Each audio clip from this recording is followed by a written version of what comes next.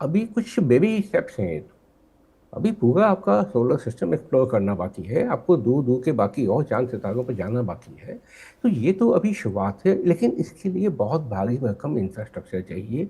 और in space से संबंधित जो स्पेस क्राफ्ट हैं, जो बाकी अन्य उपकरण हैं, उन तमाम को मास प्रोड्यूस कर पाना कम से कम लागत में, इसमें चाइना बहुत तेज़ी से अमेरिका से के टक्कर में आ चुका है ऑलरेडी। हम्म। अमेरिका की एक स्पेसेस कंपनी है, इन्होंने बहुत अच्छा काम किया।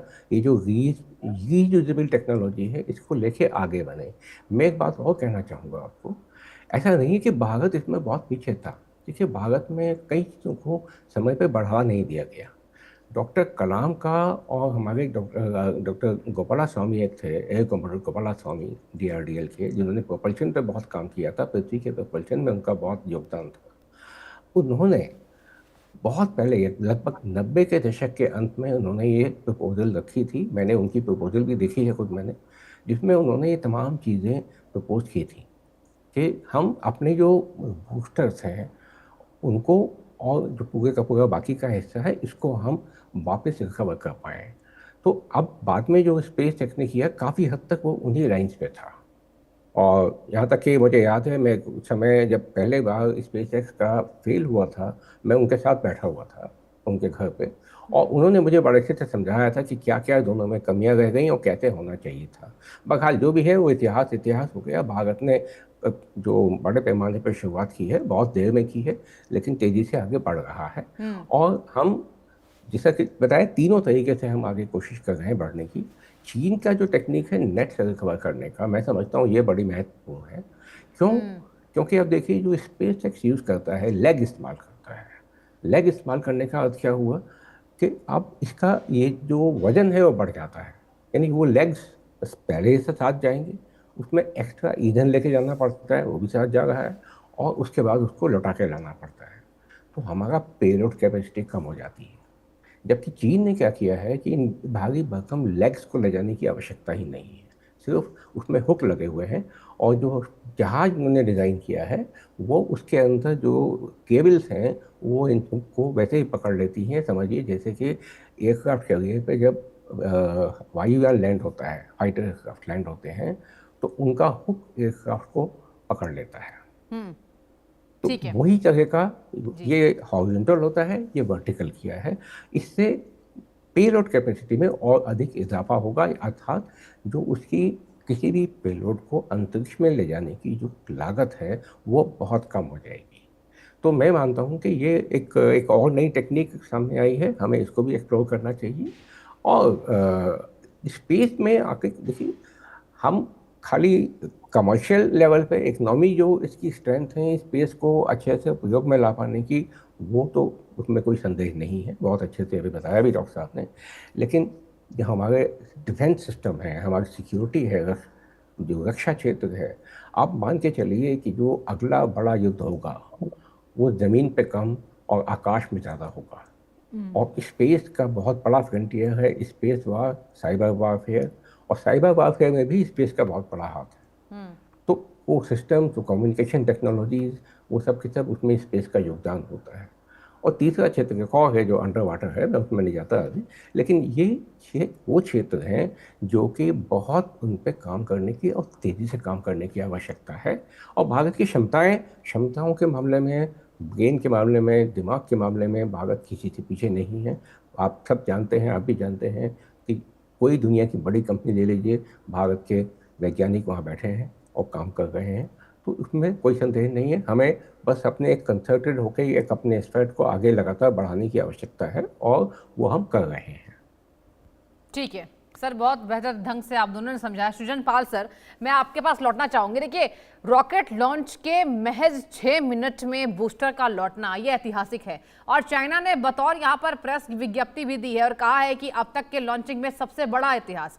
सर, आपसे मैं ये जानना चाहती हूँ, कितने समय में, जैसे आपने अभी बताया कि भारत की बात की जाए तो आपने बताया 2 साल, अगर मैं चाइना के इतिहास पर जाऊं और चाइना के बारे में बात करना क्योंकि जरूरी है, कितने सालों में सर, कितने समय में चाइना ने यह सफलता हासिल की है, उस पर बात करना बहुत जरूरी है। ये बहुत अच्छा सवाल है। इनफैक्ट डॉक्टर रवि सर ने बताने की भी कोशिश करी है आपको कि हाँ ऐसा हाँ। नहीं है कि हम ये नया आइडिया है। हाँ। डॉक्टर कलाम और उनकी टीम बहुत साल से, इनफैक्ट मैं तो डॉक्टर कलाम के साथ I worked as an OSD and advisor. Oh, कई दफा कई ग्रेट सर। स्पेस कॉन्क्लेव्स में हमने इस बारे में जिक्र करी है, मैंने किताबें लिखी हैं उनके साथ जिसमें हमने इसके जिक्र करी है कि आरएलवीज चाहिए। हमारा फोकस उस समय, आप अगर मैं पिछले 2 दशक की बात करूं तो उतना आरएलवी में नहीं था। हमारा फोकस इन मिशन पे ज्यादा था कि हम जीएसएलवी बनाएं, हम स्पेस ऑप्टिक्स पे काम करें। लेकिन अब गगनयान मिशन और चंद्रयान मिशन को आगे बढ़ाना है तो हम भी आरएलवी पे काम कर रहे हैं। हम्म। इंपॉर्टेंट बात है, आपकी सवाल ये था कि चाइना को कितना समय लगा। चाइना ने लगभग 2 दशक का ये मिशन बनाया। अगर आप नोटिस करिए तो चाइना 90s में बहुत पीछे था स्पेस, और उसके बाद चाइना ने धीरे धीरे अपनी स्पेस इंडस्ट्री बढ़ानी शुरू करी है। और करीब 2 दशक का ये एफर्ट है जो प्लानिंग स्टेज से लेकर के एग्जीक्यूशन तक जहां हम अभी पहुंचे हैं। दैट इसका कोई मतलब ये नहीं है कि चाइना ने कुछ, उसकी अचीवमेंट कम हो गई है क्योंकि उसने ज्यादा समय लगाया। ऐसा कुछ नहीं है, सबके फोकस अलग अलग होते हैं। एग्जैक्टली। एक चीज मैं दर्शकों को आपके माध्यम से ये बताना चाहता हूँ कि स्पेस में ये नहीं हमें सोचना चाहिए कि कौन हमसे आगे निकल गया पीछे निकल गया, बिकॉज ये मल्टी डायमेंशनल रेस होती है। अब जैसे चंद्रयान पे हम साउथ पोल पे हम चाइना से पहले गए, पहले अटेम्प्ट में गए। साउथ पोल पे हम सबसे, रिवर तिरंगा सबसे पहले लहराया। चाइना का आरएलवी, जैसा डॉक्टर रवि सर बता रहे थे कि वो नेट की टेक्नोलॉजी में नंबर 1 है, वो अव्वल टेक्नोलॉजी है उनकी। उन्होंने एक नई टेक्नोलॉजी ईजाद करी। तो हर देश, भारत, चीन और अमेरिका, ये 3 देश हैं जो मैं कह सकता हूँ, क्योंकि रशिया आजकल थोड़ा पीछे हो गया है, वो युद्ध में ज्यादा बिजी है, उतना फंडिंग नहीं कर पाता वो अपने स्पेस मिशन में। लेकिन India, China and Russia, India, China and USA, ये 3 देश हैं जो अग्रणी कहे जा सकते हैं स्पेस के मामले में। और इन तीनों में कुछ ना कुछ खूबियां हैं। यूएसए की अपनी खूबियां हैं, भारत की अपनी खूबियां हैं, चाइना की अपनी खूबियां हैं। हम एक दूसरे से रेस भी करते हैं, लेकिन हम एक दूसरे से सीख भी सकते हैं। तो ऐसा ही नहीं है कि सब बिल्कुल एंटी एक दूसरे के हैं। तो मैं ये कहना चाहता हूं कि इससे हम सीखेंगे, हम भी बना रहे हैं। हाँ, हो सकता है जब 2 साल बाद हमारी एडमायर टेक्नोलॉजी आप देखें, vertical landing and vertical take off वाली, वो इससे भी बेहतर होगी, क्योंकि हम सबसे कम कॉस्ट पे करते हैं और हमारी रिलायबिलिटी सबसे ज्यादा होती है। तो इसलिए हो सकता है कि हम उनको भी पीछे छोड़ दें 2 साल बाद। तो इसलिए इसमें बहुत चिंतित होने की बात नहीं है। हम अपने मिशन पर फोकस्ड हैं। 3 डायरेक्शन से हम अटैक कर रहे हैं इस प्रॉब्लम को, रीयूजेबल लॉन्च व्हीकल की। 2-3 साल में आपको रिजल्ट्स देखने शुरू हो जाएंगे, और फिर भारत भी उसी कैटेगरी में पहुंच जाएगा जो आरएलवीज इस्तेमाल करने वाले देश हैं। सर, ये आपने बहुत बेहतर तरीके से समझाया कि घबराने की जरूरत इसलिए नहीं है क्योंकि स्पेस मिशन में केवल अभी 3 कंट्रीज जो है ज़्यादा यहाँ पर परीक्षण कर रहे हैं। एक्सपेरिमेंटल तौर पर आप कह सकते हैं कि America, China and India. Sir, Bharat का नाम आना यही गौरवान्वित करने वाला है। मैं डॉक्टर रवि कुमार सर से भी यही सवाल का जवाब चाहूंगी, क्योंकि देखिए आपने एक बहुत अच्छा पॉइंटर जो है वो रेस किया है और दर्शक इससे खुश होंगे। सर, आपसे मैं पूछना चाहती हूँ कि अगर स्पेस मिशन की बात की जाए, कितना ज़्यादा भारत सशक्त है? देखिए, भारत अपने आप में इस क्षेत्र में, आप हम चीन से बहुत पहले से काम करते आ रहे हैं। मैं किसी अच्छा। से कंपेयर नहीं करना चाहता, लेकिन हाँ, सृजन पाल क्योंकि सर ने कहा सब, कि 90s में चाइना इतना एक्टिव नहीं था, उसके बाद से लगातार हाँ चाइना की तैयारी बढ़ी है। हाँ। जी हाँ, हमारे देश में डॉक्टर विक्रम साराभाई ने आज़ादी के ट्रांसफर ऑफ पावर के बहुत जल्दी ही, वो बाहर विदेश में तो काम करते थे, बहुत बड़े इंडस्ट्रियलिस्ट भी थे और साइंटिस्ट भी थे, और उन्होंने 48 में उन्होंने आकर के काम करने की शुरुआत करने की कोशिश की थी। और जब उन्होंने खुद की अपनी फंडिंग लगा के उन्होंने कुछ इंस्टीट्यूशंस की शुरुआत की, हमने वहाँ से स्पेस का शुरुआत किया है। और उसके बाद आप देखिए कि 70 के दशक में हमने छोटे छोटे रॉकेट बना के भेजे हैं। हमें अपनी जो आवश्यकताएं हैं, भारत का हमेशा फोकस रहा है कि हम उससे जो भी टेक्नोलॉजी में आगे बढ़ते हैं, अपने देश की, अपने देशवासियों की भलाई के लिए उसमें कहाँ से हमें क्या मिलेगा। तो हमारा पूरा जो फोकस रहा है वो इस बात पे रहा है। हमने स्पेस अंतरिक्ष का जो हमने सफलताएं हासिल की, हमने उसमें अपनी जो खेती बाड़ी है वहाँ कैसे हम अपना उसको अधिक उन्नत कर सकते हैं, हमारे जो मिनरल रिसोर्सेज हैं उनको ढूंढने में क्या मदद हो सकती है, उनका ऑप्टिमम यूटिलाइजेशन कैसे हो सकता है। फिर बाद में आगे आकर के हमने इसको अंतरिक्ष के लिए भी और कम्युनिकेशन के लिए हमने इसको इस्तेमाल करने की कोशिश की। हमने अपने सैटेलाइट भेजे जिनके माध्यम से हमने अपना कम्युनिकेशन टेक्नोलॉजी, हमारी खुद की अपनी, आज हम किसी पर निर्भर नहीं हैं। बहुत, दुनिया के अधिकांश देशों को अपने देश में कम्युनिकेशन के लिए दूसरों पर निर्भर होना पड़ता है। ना तो उनके पास सैटेलाइट बनाने की टेक्नोलॉजी है, ना सैटेलाइट को भेज पाने की क्षमता है। तो भारत में आपने बात की कि स्पेस टेक्नोलॉजी में हम कहाँ स्टैंड करते हैं।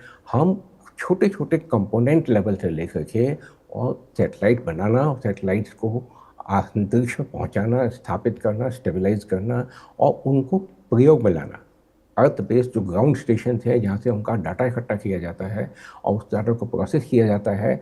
आज आप देखिए भारत के शिक्षकों के द्वारा जो छोड़े गए अंतरिक्ष में छोड़े गए जो सैटेलाइट्स हैं, अर्थ ऑब्जर्वेशन सैटेलाइट की बात मैं करता हूँ, जो अर्थ की निगरानी करते हैं और अर्थ का लो अर्थ ऑर्बिट में रहते हुए वो पूरे को अर्थ को स्कैन करते रहते हैं। उसकी क्षमता आज हमारी जो डाटा आराम से फ्रीली किसी के लिए भी अवेलेबल है, कोई भी भारत का एक साइंटिस्ट या एक स्टूडेंट चाहे तो उस डाटा को इस्तेमाल कर सकता है। 5 मीटर रिजोल्यूशन की टेक्नोलॉजी उपलब्ध है और हमने 1 मीटर से भी कम, लगभग 0.3 0.4 मीटर तक हम पहुंच चुके हैं। ये बहुत बारीकी है। आप सोचिए कि अंतरिक्ष में सैटेलाइट है और हम कहाँ स्टडी कर रहे हैं, हम 30 सेंटीमीटर 1 फुट का रेजोल्यूशन पे हम चीज़ को एग्जामिन कर सकते हैं। तो ये स्पेस हमारे जो रिसोर्सेज है वहाँ काम आता है उनके लिए। हमारे जो खेती में हमारे पास कहाँ क्या क्षमताएं हैं, फसल में क्या चल रहा है, कहाँ हमें अधिक ध्यान देने की आवश्यकता है, वहाँ काम आता है। और रक्षा क्षेत्र में तो इसका बेहद उपयोग है। हमने ऑपरेशन सिंधु में देखा कि किस प्रकार हमने इन तमाम अपने रिसोर्सेज को इस्तेमाल करके चंद मिनटों में हमने दुश्मन को घुटनों पर लाद के खड़ा कर दिया। बहुत अपना कोई विशेष नुकसान हमारा नहीं हुआ। युद्ध है तो थोड़ा बहुत तो कुछ होता ही है, लेकिन ऐसा कुछ हमारा नुकसान नहीं हुआ। और चंद मिनटों में आप देखिए कि दुनिया की महाशक्ति है अमेरिका और रशिया, और ठीक है। वो जिस युद्ध में उलझे हैं, 3 वर्ष से अधिक हो गए रशिया को यूक्रेन के साथ उलझे हुए, और महीनों बीत गए आपके अमेरिका को ईरान में उलझे हुए। युद्ध शुरुआत कर दी, खत्म कब होगा पता नहीं किसी को। लेकिन भारत ने अपने पूरे ऑब्जेक्टिव जो मीट किए उसमें स्पेस टेक्नोलॉजी का बहुत बड़ा हाथ रहा है, बहुत योगदान रहा है। तो हमारी ये मजबूती है, ये हमारी सफलता है स्पेस की। और हम आगे का जो भविष्य है हम उसमें बहुत तेज़ गति से आगे बढ़ रहे हैं। जो एक एक्सेलरेशन जो रेट होता है ग्रोथ का, वो हमारा बहुत हाई है।